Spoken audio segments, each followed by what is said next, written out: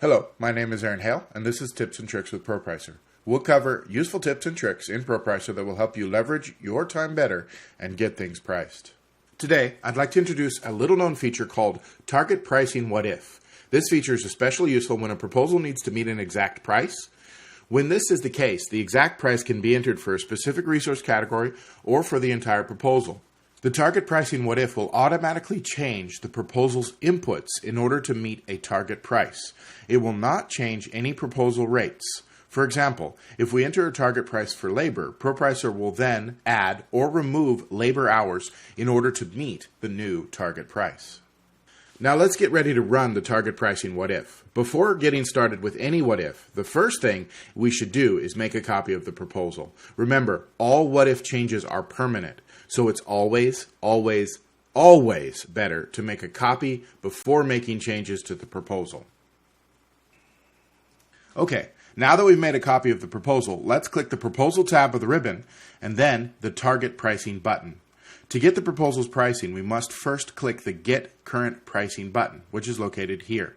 When we click this button, the cost data is populated for the cost level that we have selected.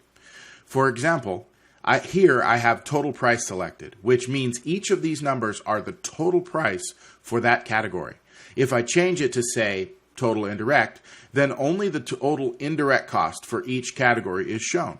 This target cost level parameter allows you to adjust the inputs to reach a target price at any level. Before we continue, there are several important things you need to know about changing prices with the target pricing what if. First, the total price for each category can be manually changed by simply typing in a new number, like this. Notice that when I type in this number, the amount of change between the old price and the new price is displayed as a decimal right here. Additionally, a decimal can be entered in this column instead of the exact target price. This can be very helpful when you need to adjust a price by a percentage and you're unsure of what the new price should be.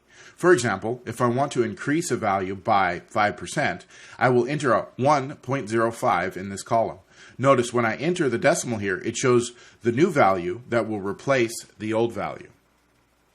It is also helpful to know what the freeze checkbox in this column over here on the right side does.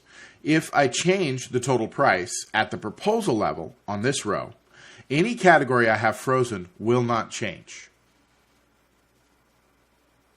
Finally, it's important to note that the target pricing what if may not be able to change a price to the exact target down to the cent because of the resource decimal precision setting. This setting is used to determine the number of decimal places for rounding values in ProPricer. The resource decimal precision is in the general section of the proposal properties.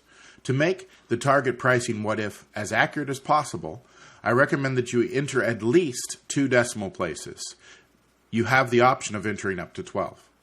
Also, the target pricing what if may be run multiple times to adjust the value. Now that you know how to tell ProPricer what the target price should be, you're ready to click Process. No changes will be made to the proposal until we click Process. Before we do this, though, it's a good idea to make sure we're working on the right version of the proposal by quickly checking the proposal here. Finally, we'll click on the Process button and then click OK when it's complete. The dialog box will remain open, and now we can see the original price compared to the new price.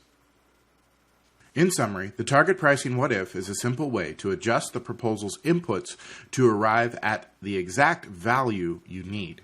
Each adjustment can be made by entering the exact value or by entering a percentage of change. This what if works by changing the proposal's hours, units, and cost, and not by changing any rates.